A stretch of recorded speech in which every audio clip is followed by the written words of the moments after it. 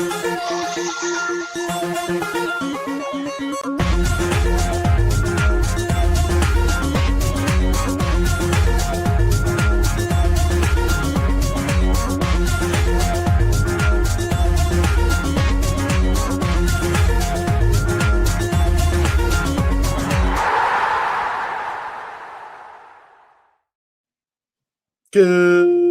evening. Everybody does like good evening, good evening, good evening, good morning. And I've been doing that for like 2 years. So I'm changing it up to be Robin Williams in Good Morning Vietnam. Except I'm not Robin Williams, thankfully for everybody. So you just got a really half-assed version of it. It's the American Scouser TV Thursday night podcast. That's the Tinnippet to the cool kids. Our mood is all looking up for everybody, I believe. It's, good times are back again, sort of. But we're the ones that get accused of being too negative about Arnie Slot, so we get to be a little bit positive about him today. Of course, that's all lies, damned lies, because we see it. That's what we do on this show. We may have a lack of hair, but we have no lack of eyesight, except for the fact that I think we all wear glasses. We're joined by Brian and Sir Z, and no Cozzy this evening. Our thoughts go out to Cozzy, and his family, and the pets are hugely important to us, and that will never change, except for my girl cat, who just eats us out of house and home and looks like a small chihuahua. We should probably get pictures up with that. But how are we, gentlemen? Good. Trying to get ready for this cold front. Yeah, you're cold front of a whole 20 degrees, while me and Brian are trying to figure out how to survive on the east side. Greetings to Slots Bald. I mean, we're bald and handsome, but I think, we can be proud of him this week. He's done a good job so far this week. Little few things to talk about. Let's get right into it and have a look at what we will discuss. We'll talk about the Marseille game. I thought, extended highlights, at least we look very, very good. So we'll discuss that. We're top of the money league. Michael Edwards, he can pat himself on the back there. We're doing very well on the money side of things. So we'll have a little bit of discussion about that. Not a criticism, but a little discussion about Arnie Slot's set 2 with Jamie Carragher, that we don't play that slow, but maybe he's taken whatever those drugs were that were in Wolf of Wall Street to have a different perception of time. And then Kerkez goes back to Bournemouth this weekend. We'll have a look at that game as well. I don't think he's going to be the captain, but he's been doing very, very well of late, and so we hope we can give him a fantastic time there and a victory to walk away. Yes, 3 of us are representing after a 3-0 win. Thank you. Satish Raj Mohan, 2017. Yes, we are representing because, he's a bald hero when he wins things, and he's a bald anti-hero when he doesn't. That's the way football goes. I don't know why people are surprised by that. When we win, everything's great. When we lose, everything's crap. So everything was great yesterday. 3-0 against Marseille. A new format, the thing we've been talking about of weeks and weeks on here, just for Arnie Slot to try something different. He has been doing that. We've reaped rewards, but we saw this 4-2-2-2, but putting Salah up as he's clearly watching this show, because we've been saying that as well, as a striker, freeing him from his defensive responsibilities. Should have had a goal, maybe still a bit rusty, but a little bit more closer to the Mo Salah that we know. Gentlemen, what is your take on that game yesterday?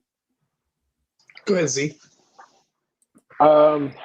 It's one of the few games I didn't get to watch live, so I watched extended highlights. It was a great game because of the opposition, because the opposition didn't slot, to paraphrase Slot, they didn't play low block or defend deeply.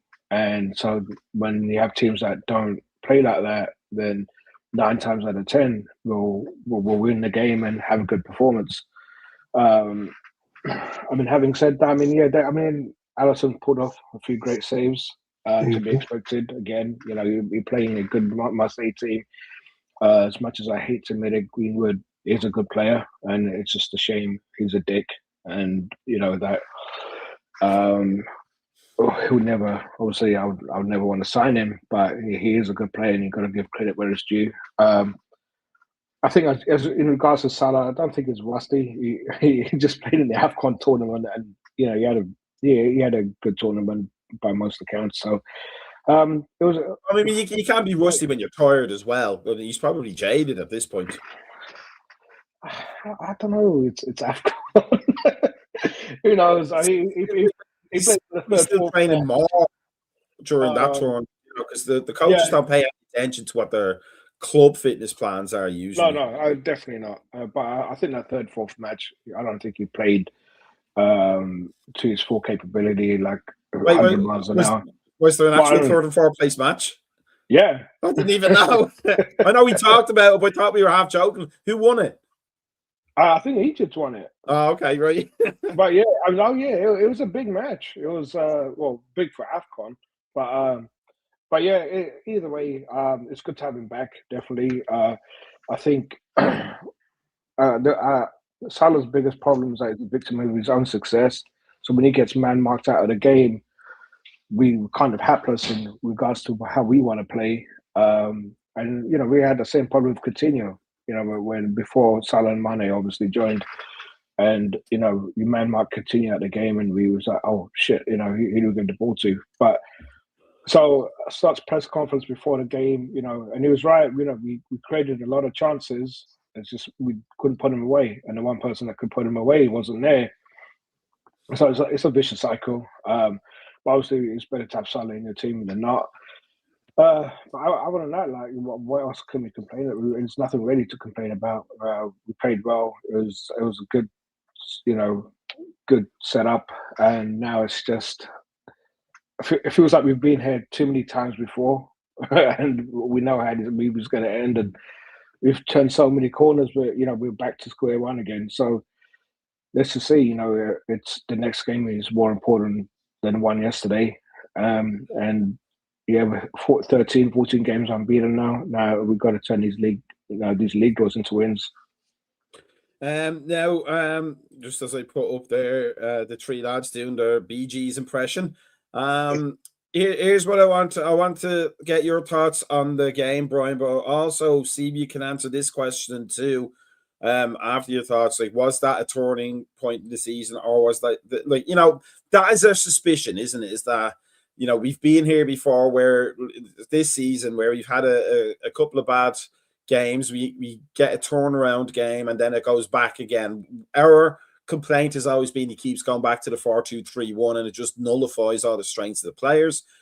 He seems like he's figured out that at least two strikers, whether it's with a diamond behind him or a box midfield behind him, putting two strikers up gets the best out of Wirtz for sure. Gets the best out of Szoboszlai. I mean, we know he's been phenomenal this season, but it also gives him a comfort blanket behind him with the two lads. It also gives them a defined role, really, doesn't it? Gravenberch and McAllister, they are the double pivot now at this point, rather than, are you going forward now, or am I going forward now? Let's both go forward. Let's do that, and then not cover back when the other team break. I mean, it seems like that formation by default almost forces players into the positions that they're going to do well in, doesn't it? Oh, absolutely. And that's been my biggest complaint right there, was the way the double pivot's been working for this entire season right there, where there's been no a communication about who's going forward, who's not going forward. And we're basically leaving Konate and Van Dijk basically empty-handed right there, which accounts for how many goals that we scored. This defense has changed right there. The amount of goals has been scored on them since last season.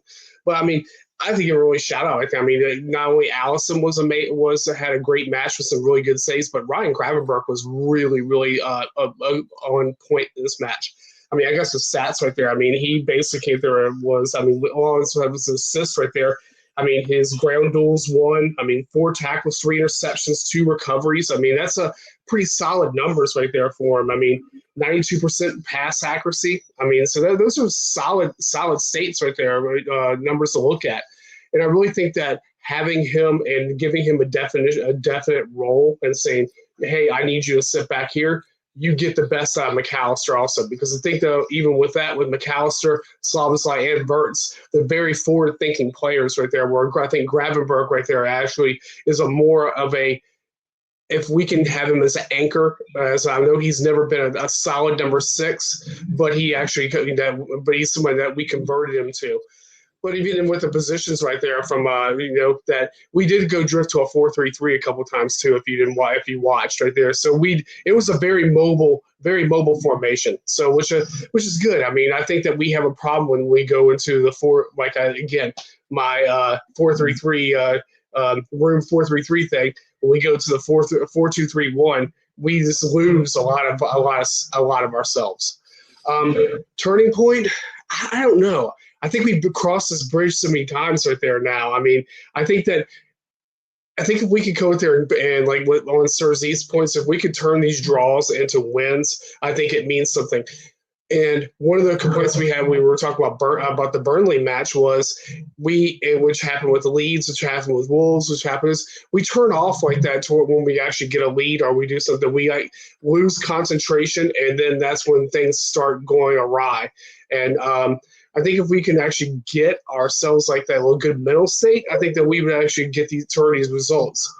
I think having a player who can go back as in what Gravenberg's role was and stay back there and assist with Konate and our Gomez, our Van Dijk, whoever's back there, your center halves, it gives us more to build off of. And I think that's what we have to do, and it gives us a little bit more stability in the back. So if we can keep with this formation, even when we go back to diamond, I would go with a diamond. But I think that but either a box or a diamond, I think there's a lot more better role for our squad overall. And then let's not be quiet about Konate. Our heart goes out to him, and who knows what he's been going through this season. It would answer a lot of questions if that was a long-term thing, but our thoughts go out to him and his family. Just I'm gonna pull something up as a graphic because I like my old passing network maps, etc. But see if you can answer that question while we're thinking for Josh. He's here every week. I'm not a trivia guy. I'm fairly stupid, as we all know. But this is a trivia question. I think that's for this season, right? Who got the first goal and assist of this season? And it's probably Gakpo for both. I bet that's probably the trick question. But here's what I want to point out, Suzy. I pointed out on the Discord, and if you want to join the Discord, you should. And then you can tell us that you're not watching us, like some people do. And then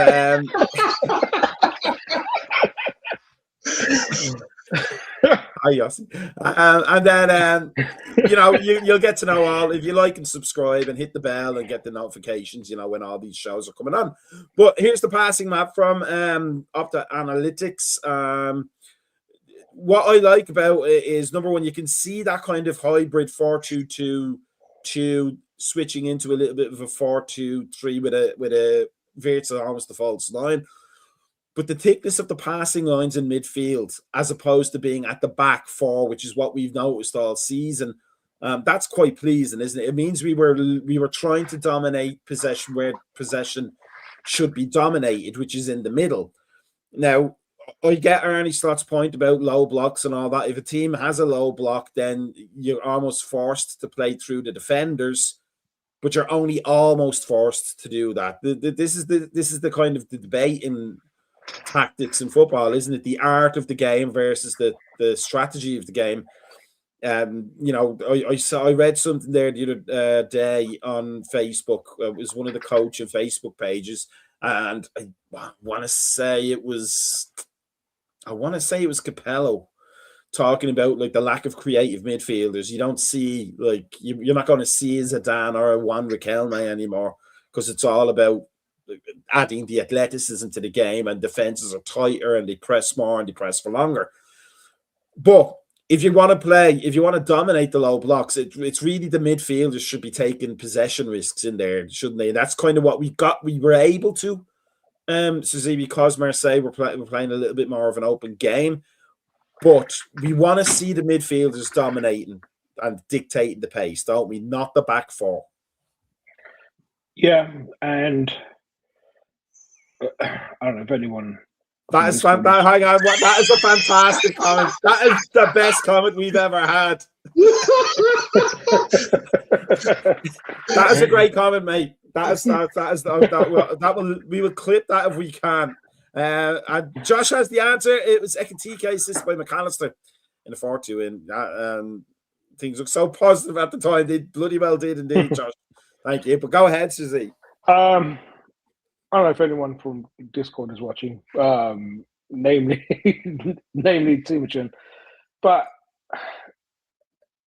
what you showed is exactly what Slot is emulating to. We were able to play like that because of how the opposition played. Now, deep defending or low block or whatever terminology you want to call it, it's nothing new. It isn't. We've seen it since the 80s, we saw it in the 90s, we saw it in the 2000s. We played that system under Houllier against teams like Man United and Arsenal. And Coventry. And Coventry and Swindon. And as much as Klopp would publicly come out and, there were certain oppositions he didn't like and he would criticize and whatever, but he found a way. And that way was, and this is what Trent Alexander said in one of his interviews before he left, we would intentionally give the ball to the opposition. I want to stop you there. Because I said that a long, long time ago on this show and got laughed at by people. I got laughed at. These are the things they learn when you do the and that's why courses. They don't watch Thursday night shows. And then they tell us they don't. Yeah, and it's true. Like, what can we do with the ball? What can Virgil or Canate do with the ball apart from just recycle, and try and break this down when we don't have someone like Haaland up there, right, who can cross the ball? Like, back in the days we had Ian Rush, Aldridge, and the proper strikers that you can just cross that ball and they're going to head it in, whatever. You can kick the ball over the defense, but Klopp found a way, and it's like, all right, they don't want the ball. They clearly have trained for the whole week knowing Liverpool can't break a low block, but they haven't trained what to do with the ball. No. So give them the ball back. Give them the ball. Once they got the ball, pressure them, get the ball off them, bang. And that's why Sadio Mane, Firmino, and Salah worked so well. And then he had people like, Trent, for all the defensive crap that we gave him, he still pressed. And it's when we didn't have the ball, that's when we were the most dangerous, because the opposition, they didn't know what to do with the ball. And we'd have 5-6 players around them, win that ball, bang, bang, bang, go. And it's not rocket science. It really isn't. And I don't understand why we see it being on the Thursday night show. And it's because the rest of them have hair. It's because the rest of them have hair. What's Lot's excuse? Like, seriously, like he's a bald cap. He's a student of the game, and it's just like I think they're so afraid to not have the ball, and it's all these stats, and you can drown us with all these stats as much as you want. Oh, our possession was this, our creating chances this. No one cares. Like, it's a visual game. It's an entertainment game. That's what supporters go to see. If they wanted to see stats, they would stay at home and watch the teletext. And Liverpool, 15 chances today against us, and that's it. But no, we want to be entertained, and that's what Klopp gave us. Sometimes it worked, sometimes it didn't, but more often than not, it worked. We had 99 points, for God's sake. And that's because teams low blocked us. Bolton low blocked us. All the Allardyce teams low blocked us. Whoever else. I mean, you have to be a complete nut job to have a team that you've just brought up into the league to go toe-to-toe with us. Company tried it. He got fired and he got rewarded for the Bayern Munich job. But most managers, they don't do that. Any manager worth the salt, they won't do that. They can see we don't have the quality of players to go up against Liverpool, so we're just going to kick the ball. We're just going to low block them. We're just going to defend the shit out of this game, and maybe 1 point is better than no points. Maybe we might catch a lucky break with a set piece, and that's exactly what's happened. So just give them the ball back, and then press them down, and the answer's there. You're just not doing it. That happened to me once as well. Like, I had a team and we pretty much lost every game, and then Everton called me up and asked me if I wanted to be their manager, and then I took myself to the mental hospital. Now I have to say I do agree. Like, it is a visual game, and those people who like stats, they can be maybe a bit sado, maybe a bit uncool, maybe they're not the most astute viewers of the game. So having said that, here's some stats for Z that I picked. now here's the interesting thing. It ties in quite well with what you were saying there, because I would not have guessed that they had more possession than we did. I would not have guessed that at all looking at that game, and they clearly had a lot of possession, and that almost speaks to what you're saying. It speaks to what Suzy is saying, Brian, doesn't it? That it's not about the possession; it's about what you do with it when you get it. And we did what needed to be done. I like these stats here. These are from SofaScore. The distance covered fairly even, number of sprints fairly even. It came down to that quality in the penalty areas, really, as most football games come down to, don't it? But I mean, when you're away, you tend to want to play counterattacking, and that's kind of what we did, was play counterattacking in that match right there. But on there, if you watch some of the Frimpong's movements that he made, it was a lot of reactive and intercept. And when it goes back to what I also said about Gravenberg earlier, the amount of interceptions that we had, and then springing that the run through there made a big difference.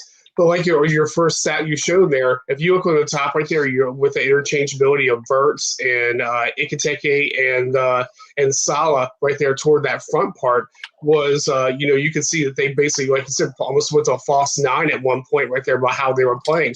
I mean, Ikiteke was lucky not to have like 3 goals in that match. I mean, easily. I mean, we talk about Mose right there, but Ikiteke hit the crossbar bar. He came there just like, a couple of times. Mr. McAllister right there should have had a goal in that match. I mean, it's just, if you looked at some of the shots that we had on there, probably could have easily been a 5-0 match. I mean, with this right there. I mean, of course, with Salah's with saves right there, it would have been just like the typical early Klopp matches where it was basically, I'm going to throw punches at you and and you're going to punch at me and let's go back and forth and all that through there.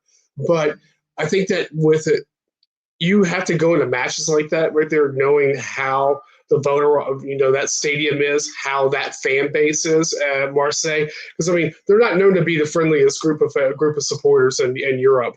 And you're going to go to a hostile environment. You have to go there and have that in the back of your pocket that you're going to play counterattacking football. Let them possess it, and then hit them on counters, and that's what we did. And I think that was the one thing that they could not control on us was the speed. And again, it goes back, you said speed, athleticism right there we had. They couldn't handle that. It also shows you right there the difference between League One and the Premiership also in the same time. It's a leaps and bounds difference between sides right there. A regular side like a Marseille right there is not equivalent to our league. Hate to say it right there. I think that PSG, probably out of all of them, would probably be the only team that could actually vie for European spots out of that league. Now, I just want to bring this quote up here because it's an interesting stat. But I was listening to I want to say the football show on Sirius XFM this morning, and one of the points that was made, if it was that show, I think it was that show. One of the points that was made was that it was talking about Spurs doing quite well in Europe and beating Dortmund, was it 2-0? But doing quite well in Europe and not doing quite well in the Premier League. And the point was made was that it seems like this year is one of the hardest Premier League years ever. And you're seeing that in the way the Premier League teams are performing in Europe versus how they're performing in the league itself. It's not as even or it's not as uneven as it usually would be, except with the exception of Arsenal. They're the ones that are picking up the benefit of that. But that is my Man United supporter or co-worker right there, we talked about this today.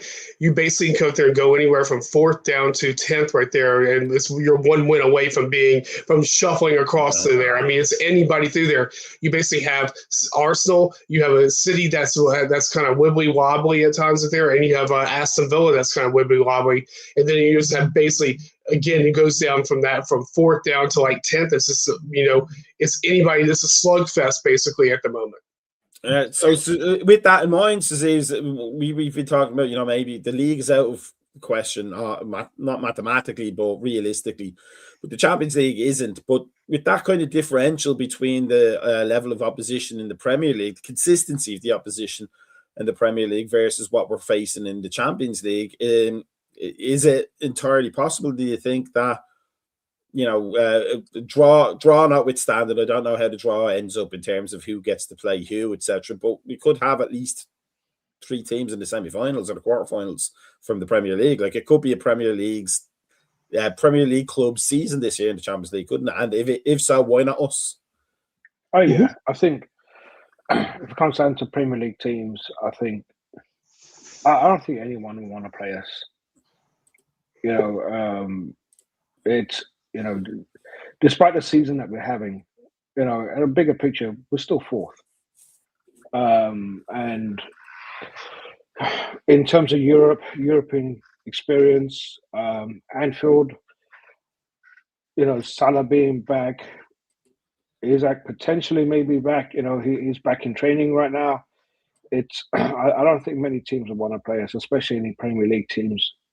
I don't think that any of them want to play us in the Champions League. I'd be more confident playing a Premier League team than someone else. But I think, I don't know who we have next, but I really think I have a good feeling about this season, Champions League wise. I think, given the narrative around Jota, and it's the only trophy he never won with us. Obviously, the Premier League's gone.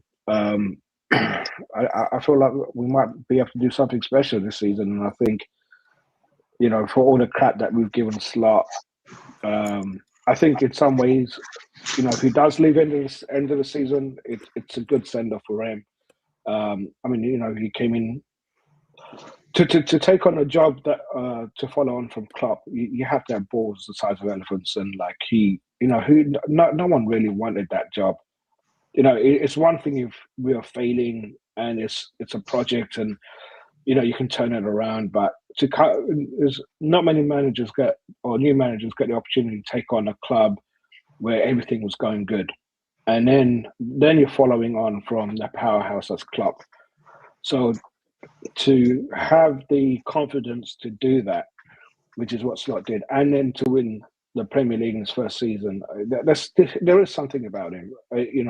Something went right, and obviously, whatever went wrong this season, I think obviously the coaching is down to him, but there's the injuries aren't really down to him. The lack of foresight in not getting Gahey at the beginning of the transfer window, that's not on him. Not replacing Diaz, that's not on him either. So it's, he had a lot of obstacles. And I think, when people's backs are against the wall, they come out swinging, and sometimes, they land a wrong punch, and I think that's what he did. But I think if he does leave, I think he'll leave winning the Champions League, and he gets to keep his stock, and everyone is kind of happy, and I think the leave will be amicable rather than being toxic as it is now, because it's just got to the point where I was listening. I think it was a John Barnes interview today on that podcast, and he's saying that the fans have such a big power, and that's the difference between Liverpool and everyone else. It's like if the fans support the manager, the players have nowhere to go but to support the manager too, and that's just Liverpool Football Club. But once the fans turn on the manager, now you've given the players an excuse not to perform too. And one thing with Liverpool, like I say, 22 managers in our history. Who else can say that? We were talking about over 140 years, and only 22 full-time managers, and 3 of them were Rodgers, Hodgson, and who was the other shit manager we had? Souness. I can't remember. Souness, yeah. Obviously Dalglish's second stint was poor and Evans was poor, but still 22 managers in 130 years. And, Chelsea have 22 managers in 6 months, and we're just that type of club. And, Slot really has to win the fans back to, I think, keep the job beyond this season. And hopefully he does, and hopefully, I think we can get this Champions League. I still think we can still make this season a memorable one for all the good reasons, given everything that happened last summer. Brian, just on that note, we saw fans walking out of Anfield. We've heard boos from fans, but it's not been anywhere near as bad as it ever was under Hodgson, for sure. And then the latter parts of the Rodgers regime. Actually, I'll say the latter parts. So there is a chance, isn't it? We're not talking about incompetence here, and we're not talking the kind of arrogance that Brendan Rodgers had. This is almost more stubbornness with Arne Slot. That's what we've been talking about. It's just stop doing the thing that's not working and try something different, because that might work, and then we'll be all back in love with you again. And he has, to his credit, done that in the last 10 games at least, right? Oh, absolutely. And again, right there, I think that, yes, those draws need to get turned over to wins, but you're still something that you're building upon right there from this. Right there, if you look at the goals against that we've had in this run right there, it's drastically, the defense is drastically improved. So that's the one thing that we all, I know, focus a lot on defense right there. Because with our thought processes and all that, that's the one thing to build off of. And I think that, if he can just go through and just keep looking at something that he works, and I think that this formation that we did yesterday worked. And I think that is because it actually gave Mo Salah something more of a position that he can play. Because I've said that throughout this entire season right there, putting Mo Salah as a right attacking midfield is a travesty. It's a complete travesty. Especially with a change in cast of right backs. Yes. Yeah. So he has nowhere to go. And I thought at first right there it could have possibly worked right there if you actually moved Mo a little bit further inside. But Mo naturally is a player who drifts to the outside. And he hugs the touchline and then drifts in. That basically blocks that whole entire position of a right back from actually making runs. And I do think that there's something out of Frimpong and Salah that can happen. I think there's a little bit of chemistry there with how if they can get into a good couple of matches together, I think that things could work out very well for them. But yeah, I think that putting Mo up top was very smart plan. Now, before we move on to anything, just to kind of emphasize again that the game was a game that was won in the penalty areas, and even though we dominated the midfield at times, they had more shots on target than us, and they had more shots overall. But we had Alisson Becker in goal, and his saves were good, but they weren't the kind of eye-opening, eye-popping, wow, how did he get to that one? They were just really smart. That's where you're supposed to be as a goalkeeper for that situation, kind of say. Did his day job, yeah. Yeah, but we know a lot of keepers don't do that, essentially. But in the other end, what I want to talk about before we move on a little bit, the Szoboszlai free kick was very smart, it was very clever. And I don't want to do this because it sounds like it's a slap in the face and a kick in the ass for the guy. But he talked about the coaching staff kind of analysing that they were one of the few teams that didn't lie a player down behind the wall, so that when the players jumped, there was space underneath.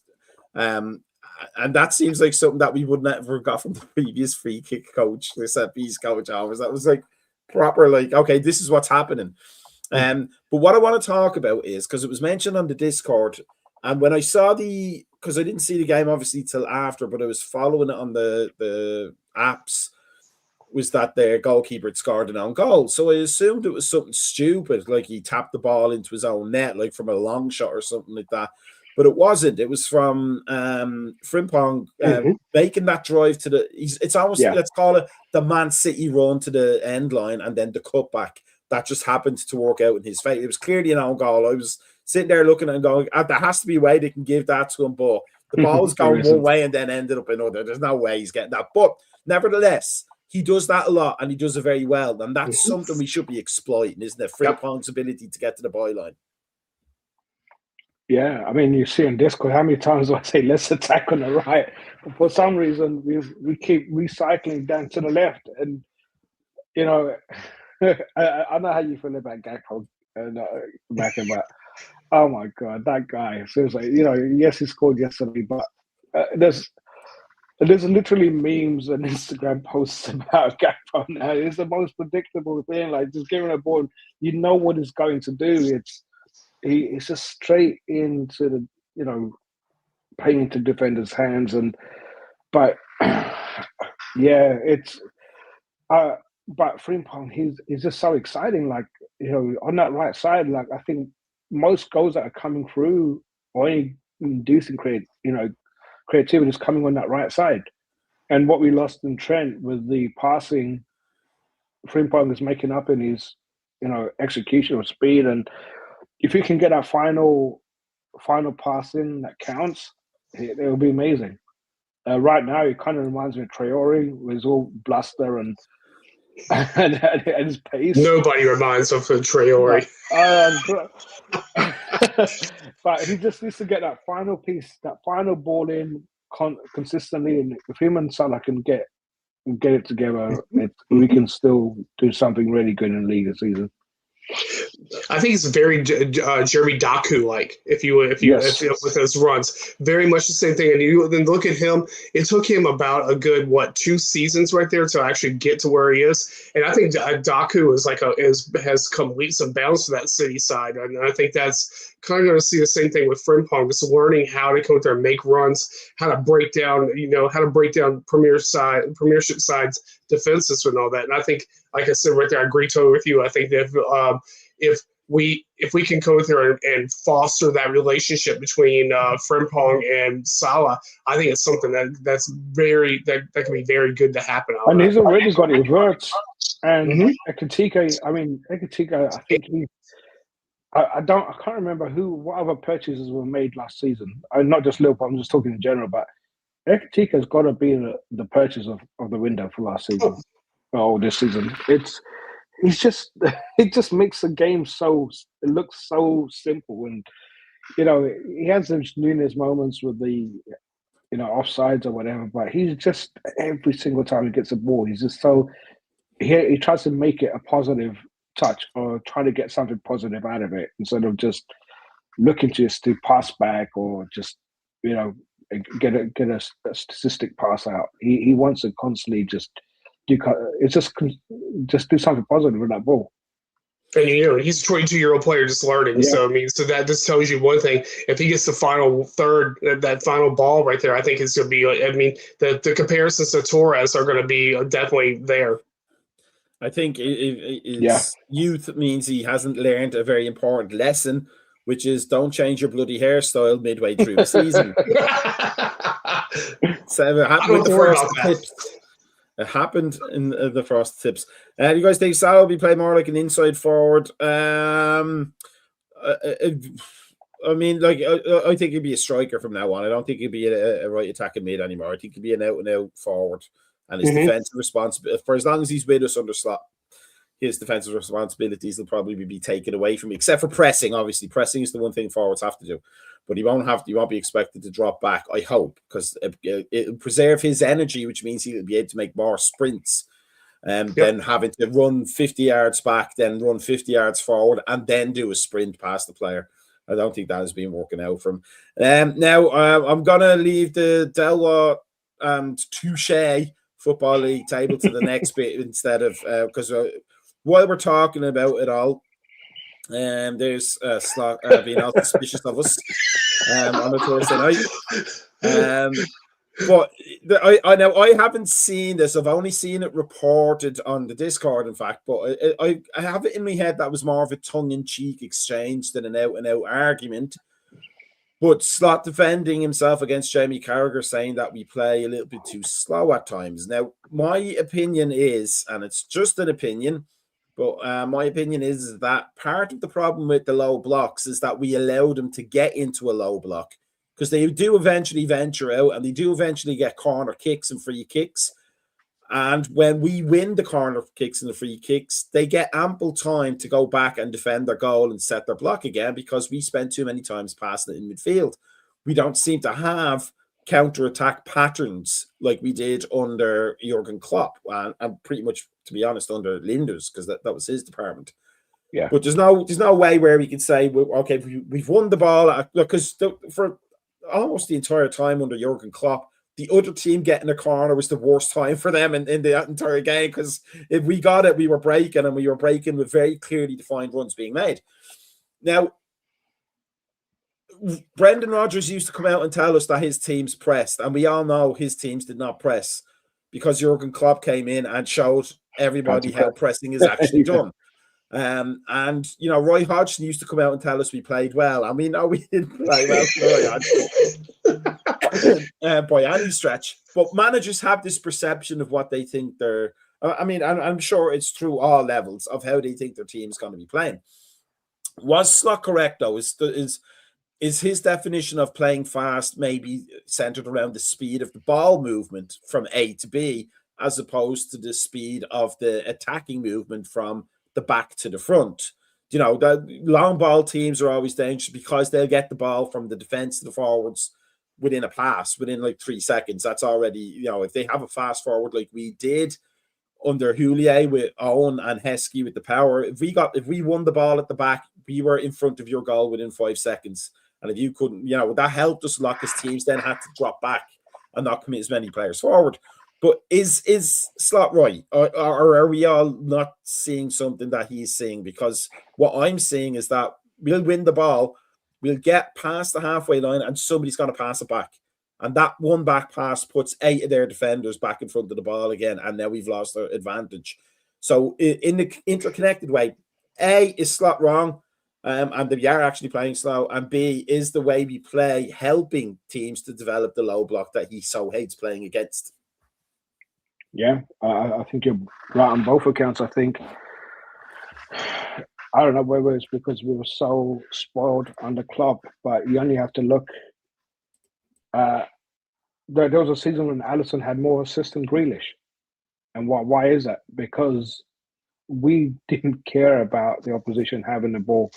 And the opposition came at us. Alisson got the ball, bang, to Salah. Salah runs on the ball, goal.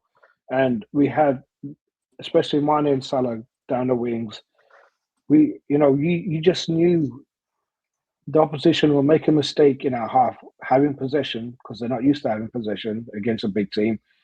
And they're making a mistake and then bang. And what you're saying about the corner, I think the first game I saw that happening was against Arsenal. And I remember Arsenal getting a corner, and I was like, oh God, they're going to score.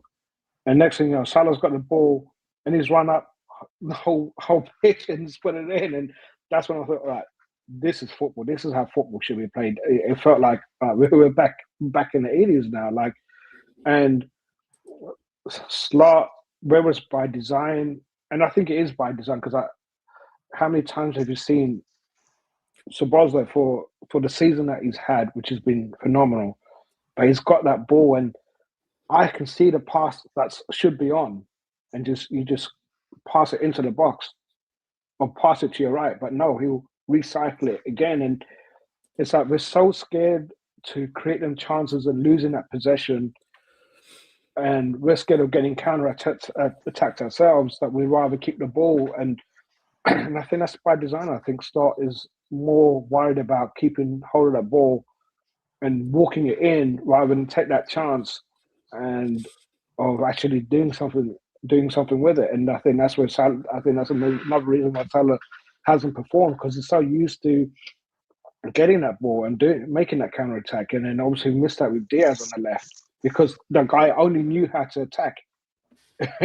That's all he knew. He attack and win the ball, and it's street football.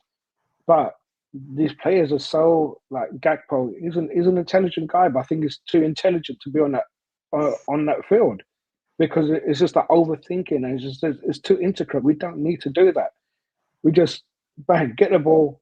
We've got enough pacey players like Frimpong Ekitike, Isaac, Salah. Like Salah still got pace. He can still take on most defenders and just get the ball to him and just bang that. But no, I think it's by design, and I think Slot's in denial. And I'm not Carragher's biggest fan by any means, and I'm glad he kind of put Carragher in his place a bit.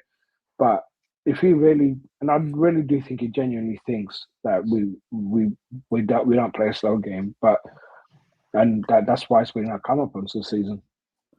Brian, do you think maybe, and in terms of, let's say, Wirtz, who was clearly a technically excellent player, we knew that before he came along. That's why we were all so excited to see him.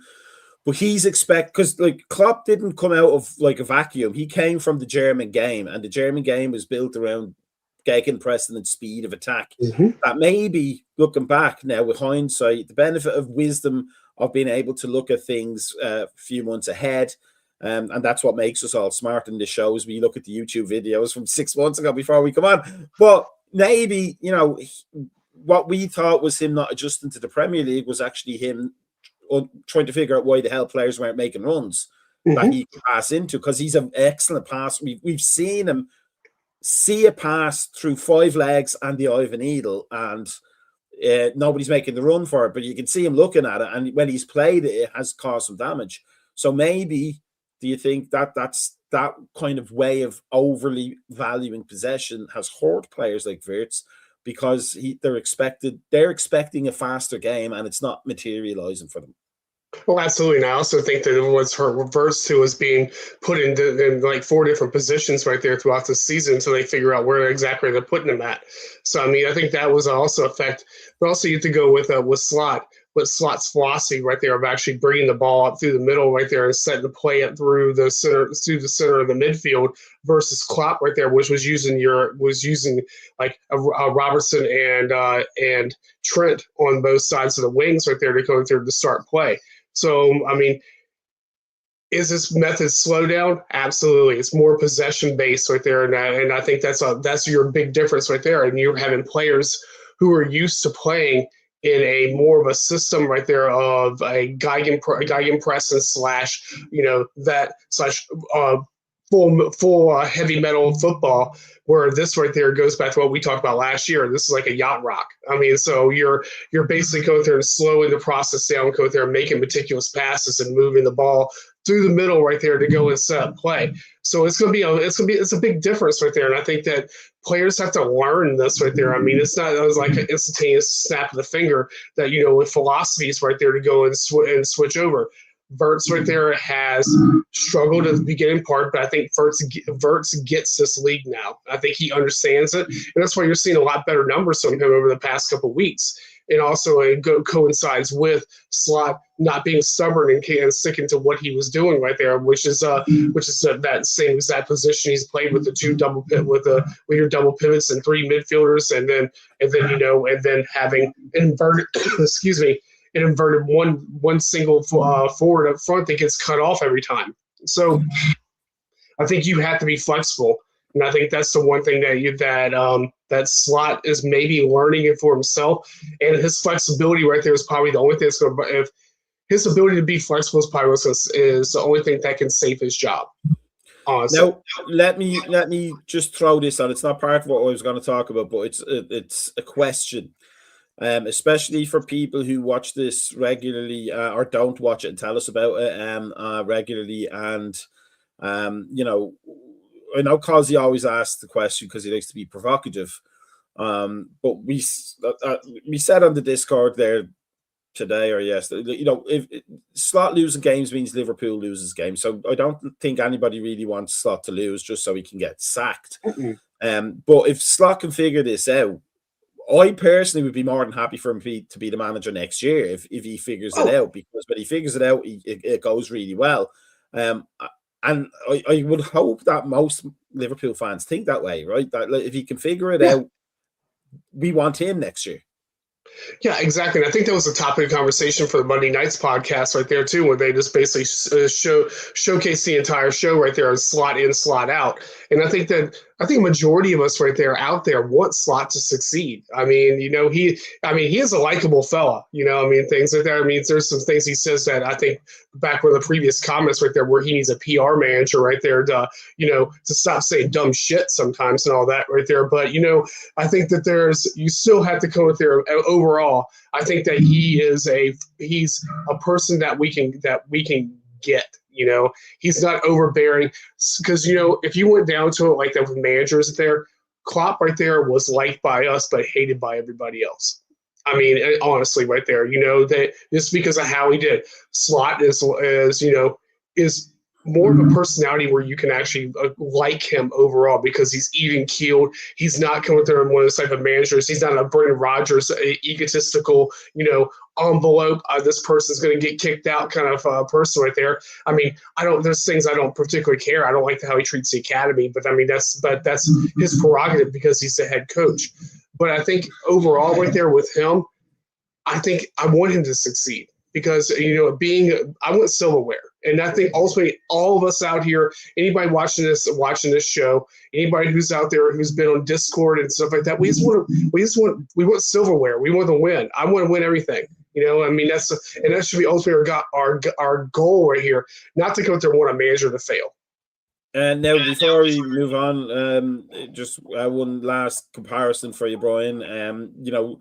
For me, almost the ultimate Klopp goal, like the one that you could point and say that's what Klopp was always talking about, was the Salah goal against City, where Alisson gets the ball and then launches it down the field, and Salah turns his man, and then Pep Guardiola knows exactly what's happening and he collapses to the ground. Like, we don't have that goal for Slot yet, right? We don't have this is the Slot goal. This is the one when he does this. This is how it's going to happen. We don't have that yet, do we?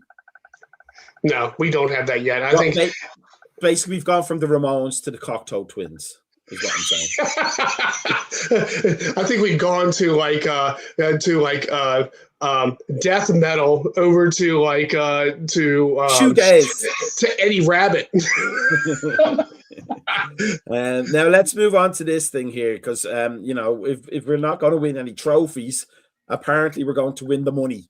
Liverpool, the top English team in the Deloitte and Touche list. Real Madrid, obviously top. Barcelona, for all their cry-arsing about being poor and whatnot, still second. I think it's about revenue versus something or other, marketing or how many sandwiches you sell or something like that.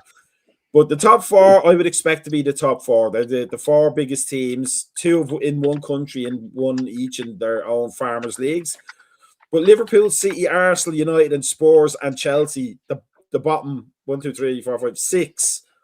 It says a lot about the strength of the Premier League, doesn't it, financially? But also, my fear, and this is what I want to talk about tonight, and this is, we can start moving on from giving Slot daggers to giving the transfer people daggers. We love to do that. But almost I get the impression that Michael Edwards and co will enjoy that more than they would enjoy winning a trophy. What say you guys? Yeah. I think to a certain extent, even FSG. I mean, they're in it for the money. And, it's the venture capitalists. And obviously, we saw John Henry and his wife come in and enjoy it. Not like us, we're adventure capitalists. That's what yeah, exactly. And at the end of the day, Edwards is completing his remit. Other than not getting another second club that, I guess that's what he was in charge of, or that's what he wanted to do. But it's the same reason why what's his name? Ed Woodward kept his job at Man United for so long. Despite them failing and failing and failing, they were making a lot of money. And you're smashing it tonight, my friend. You're smashing it on the comments. I mean, it's a good thing, I guess. Considering where we were in 2009, 2010, we're about to have no club, and now we're sitting on top of the Premier League, most profitable. I think a lot of it is to do with the Adidas deal, and obviously winning the league last season obviously went a long way. but yeah, I mean, it's a good thing. It's a good thing to have money, I guess. And now all we're doing is, or what they've done is put a monkey in their back, and it's like, all right, well, you got this money. Oh shit!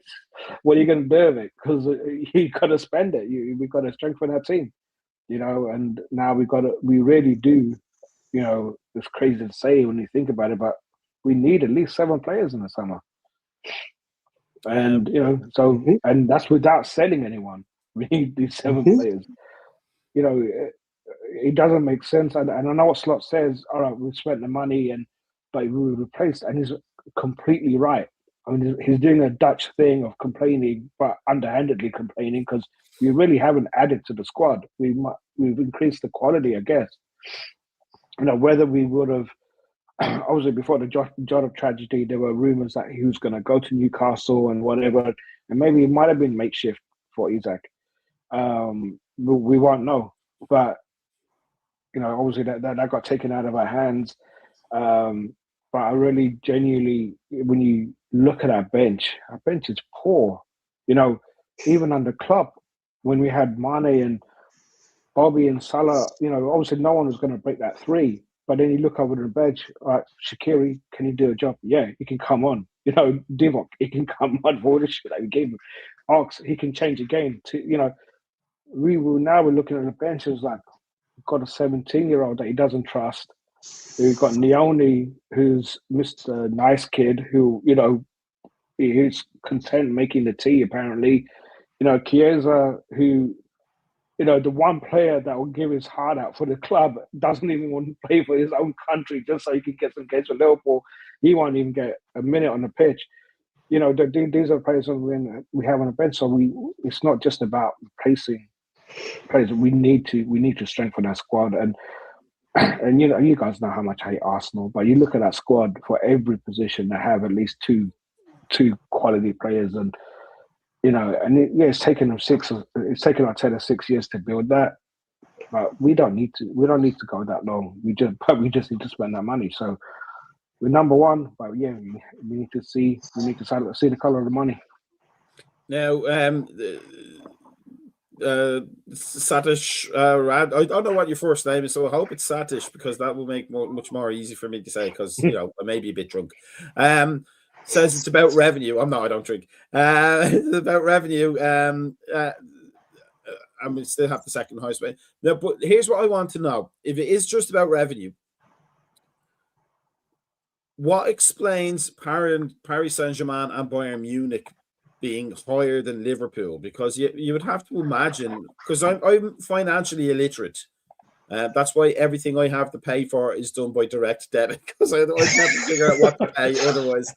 But if you took fan base into account for the revenue, surely Liverpool have a greater fan base than Paris Saint-Germain and Bayern Munich. So revenue has to take into account a lot of the, let's say, slightly questionable deals that happen with say Manchester City and all that. That would be right, wouldn't it? It's not just about how many shorts and DVDs and all that the fans are buying. This has got everything involved, doesn't it? And it puts into question how City are getting more money in than Manchester United, or how Spurs are getting any money in at all.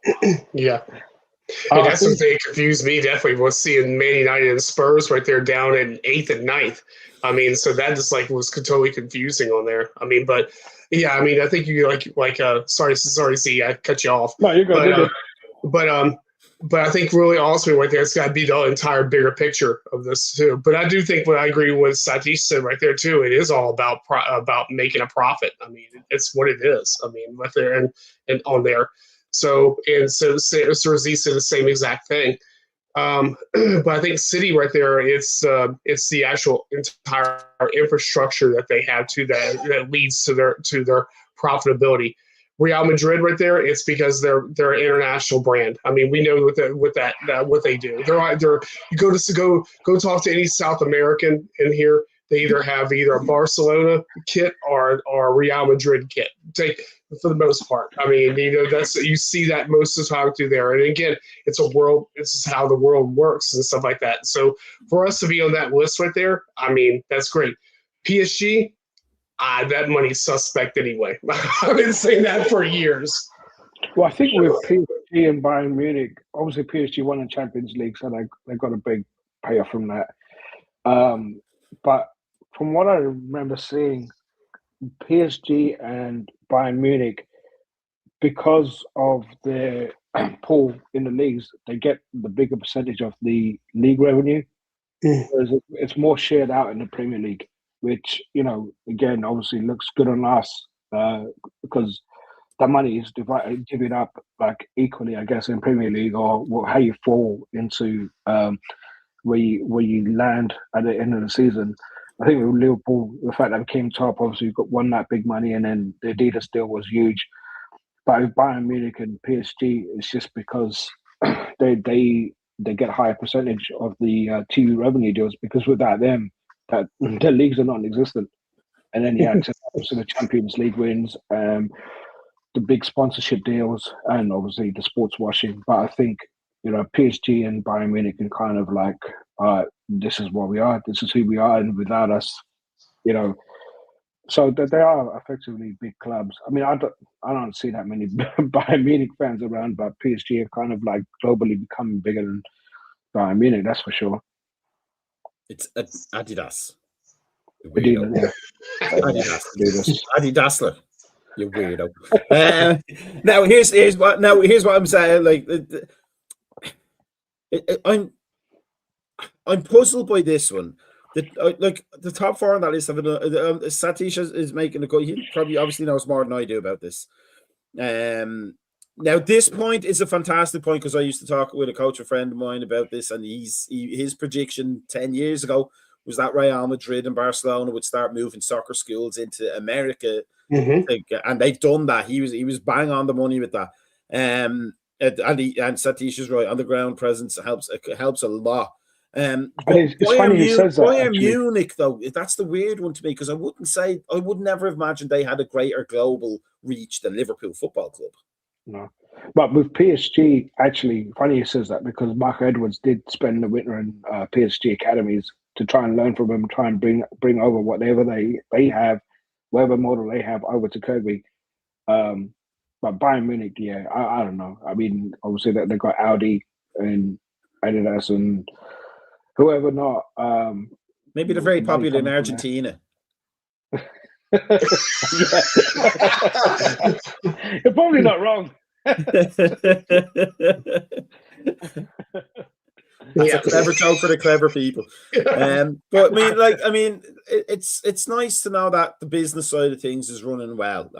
But as I said at the start, my suspicion is that there's certain sections of the administration of the club will celebrate that more than celebrate the FA Cup or the League Cup, for example.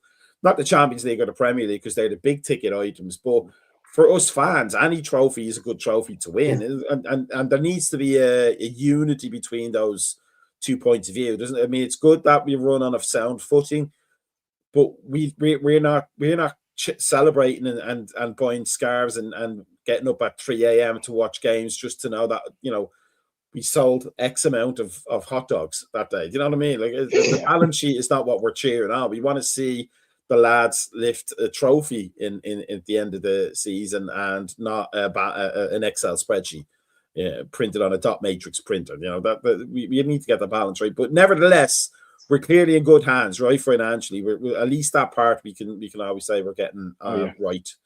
Yeah, we just need to get the football side right, which leaves us neatly getting onto this last section for tonight. The match against Bournemouth on Saturday. Please say it's Saturday.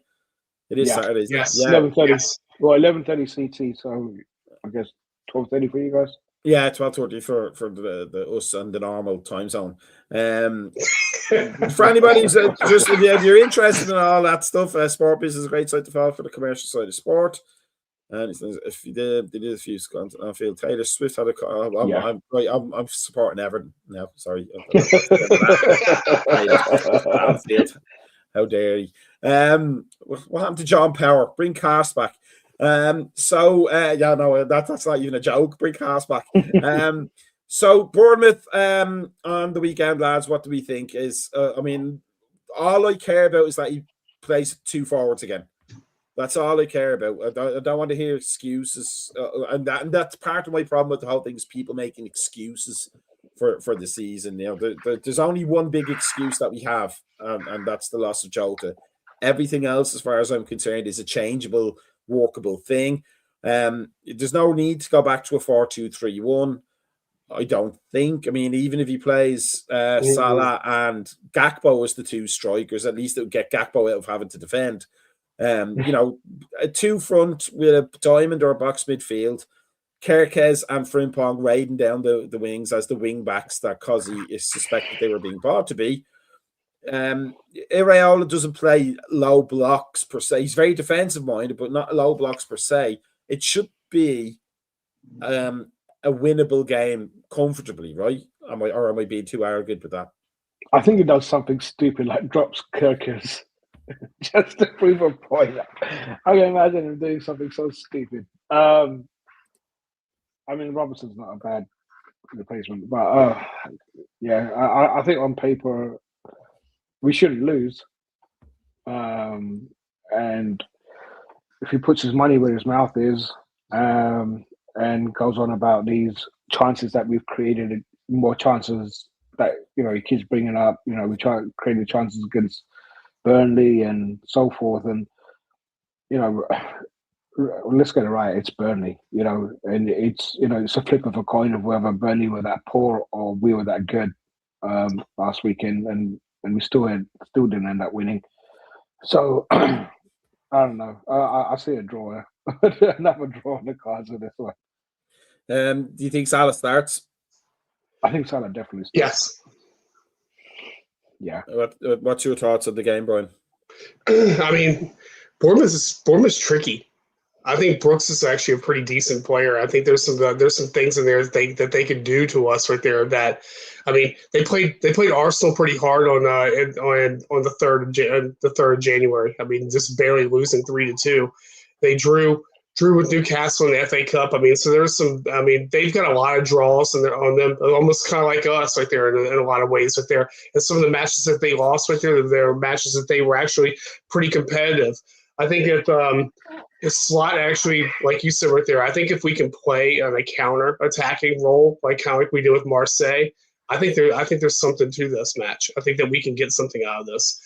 My dread right there is that we revert back over to that position, that whole formation that I threw away a couple of weeks ago, and that we struggle and we get hit with a cheap goal.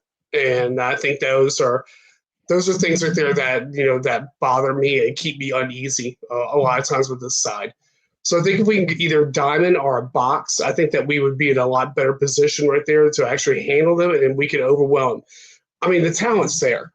I mean, there's definitely a talent gap between us and Bournemouth. And so these are matches right there where you should be winning.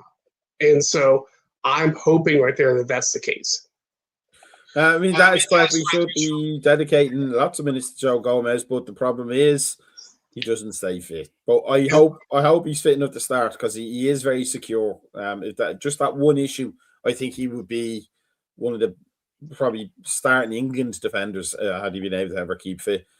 He's a very good and intelligent reader of the game. But if we have Alisson in goal, Virgil and Joe at the back, centre back, Kerkez. I don't think Kerkez is not going to play. Frimpong, Gravenberch, McAllister, Wirtz, Szoboszlai, and then Ekitike and Salah. I mean, it should be enough, shouldn't it? Again, it'll probably come down to moments in the boxes. But with two players bursting into the box on the opposite end instead of one, I think our chances increase. But it's really funny, Brian, you talk about the 4-2-3-1. It's because it all becomes very cyclical, because the 4-2-3-1 now has become what 4-4-2 was when 4-2-3-1 came in to take over, and nobody wanted to play the 4-4-2 because it was old fashioned. But now everybody plays the 4-4-2 in some different variation. But it's really funny. Really funny. Jones from Macka, perhaps. Jones is not taking over the show. He doesn't know how to work StreamYard. We're down another forward too. I mean, McAllister had decent game, if I remember correctly. From the Yeah. Like, he could have had a goal too, didn't he? Couldn't he? Yeah. Was I right? Did he get a shot that was like a I think he got a shot in, and yeah. You know, I mean, if it's the case that, you know, you have to manage his minutes as well to get him back up to, you know, full roaring 100% McAllister that we're used to for the rest of the season, then yeah, I'd be okay with Jones being in there instead, like Jones and Gravenberch. I think one of my big concerns with there is substitutes for forwards, because we lost Chiesa again today. I am unmackable even. I am unmackable. Yeah. Yes. Chiesa, their guy is injured again. Of course. So that's saying Ekitike, Gakpo, and Salah 3 for 2. It's not great, but it's workable. Actually, see Ekitike getting your phantom hat trick. Actually, I think he can pull it off. That guy, he just looks like he's got it in him. I mean, he's got one in him. But again, for Gakpo, I said this at the start of the season when we were all talking about him, is that whatever we think about him, he's the actual perfect Moneyball signing. You can sit in the room with the markers and the magnetic things on the board and go, what does he do? He gets goals in the net, one way or the other. He doesn't do much else, but that's almost a perfect Moneyball sign. So let's go with score predictions before we go, Suzy. I know you maybe given one, but I've forgotten it. No, I didn't give one. I said draw, but I think we can. I'm going to be optimistic and go for 3-1. 3-1, Ekitike hat trick. Brian, what's your 2 assists? I'm on the Tamusha special also right there, 3-1. I think I get Ekitike 2, and I think that you're going to wind up having a goal from Verts or from McAllister in that game. I'm going to go 4-0. 2 Ekitike, 1 Salah, and 1 Joe Gomez. Finally. You went and ruined it. So close, wasn't he, yesterday? He was so close, or as close as he will ever get. But yeah, that's mine. 4-0. 2 from Ekitike, 1 from Salah, and 1 from Joe Gomez. And not from a corner. That's what I look at. Can you imagine if Gomez becomes a Paul Werhurst for the rest of the season? Hey, so this is another off-topic question of kind of right there.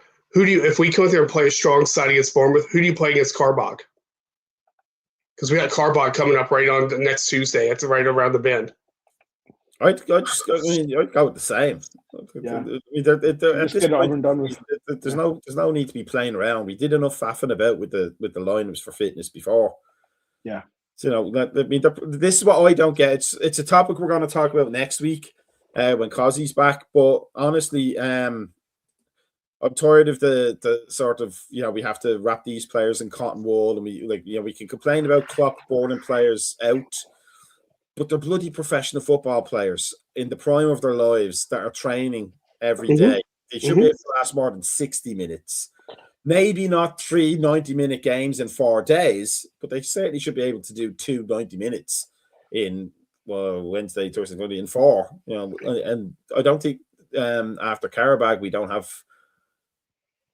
If we make the knockout rounds, we don't have to go back to school.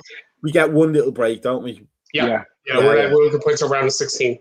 Yeah, I mean, I can't remember who said it, whether it was Cozzy or it might have even been Galley. But like, if you look at it where the breaks are, and then just run the players towards the breaks, you know, you get a little bit more out of them. Like the chopping and changing because somebody might not be able to last 60 minutes. I don't understand that thing. That's I do understand that. That's football manager, championship manager thinking. That's people who play the computer game. Yeah. Players want to play, and they're more than capable of doing it if they're professional athletes. So 4-0, Nunes hat trick. That's what I said, wasn't it? Yeah, yes. Nunes hat trick. Natural hat trick. Well, overall, we're positive about this one, aren't we? We should be looking to win it. Yes. We were positive last week as well. Yeah,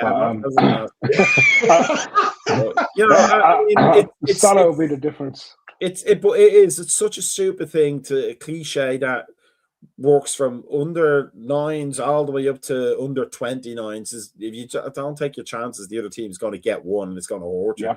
We just need to start taking those chances, and we have the man back who will do that, hopefully. So with that said, it's time for us to go beddy, boys. If you are, I believe there's a morning coffee tomorrow, but if you're not sure, the best way to find out is to like us on YouTube, hit the bell and the subscribe and the notifications.